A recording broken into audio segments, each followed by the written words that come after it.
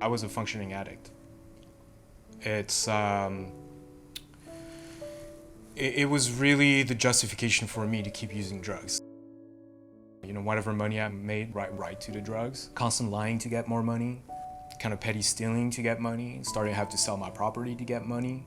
And you know, those are things you all justify that you're doing to support your habit. Otherwise, because you never want to feel the way you do during withdrawal. And as I was, you know, kind of driving my life into the ground in order to support my habit, I decided that as long as I can maintain a job to make some money so I can pay for my drugs, my relationships with any significant other, with my family, extended family, with my friends, that's just collateral damage. That doesn't matter, right? It doesn't mean anything to me. As long as I can keep living my little life of making some money, buying the drugs and going home, and being able to not want to feel the way that I do, it's a big win. I can keep doing this the rest of my life.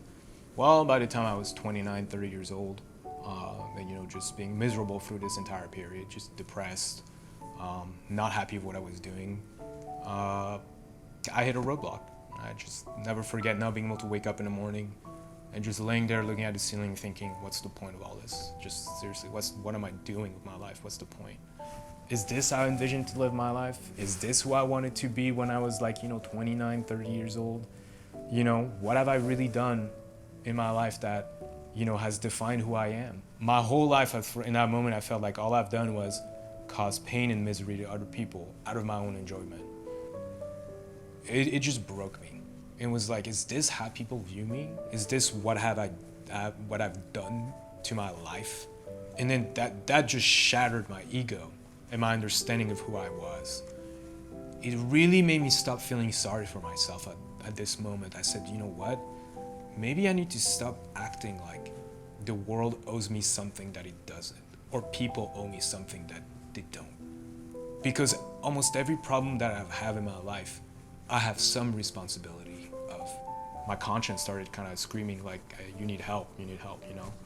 Took a long time to get it, but you know, as hard as I couldn't just stamp out that little voice inside your head that sometimes, you know, always try to help you. As hard as I tried, I couldn't get rid of it. There's always that one person that you can possibly call in your life that wants to help you, and for me it was my dad. I said, like, I really need some help. I'm not doing well. I believe that things are not gonna end well for me if I keep going this way. And you know, I think it's time that I owned up to my mistake and really try to change my behavior. And that's when we started looking at possibilities for me to get into treatment, because it wasn't gonna be something that I'm gonna move back to my parents' house for 2 months and kick dope off the couch. It's impossible. I needed help. I needed structural help. And I really needed to be away from the environment where I've done so many drugs for so long. The city, my apartment, my parents' house, I need to be away from that environment. And that's when we decided that, you know, let's find some options for treatment.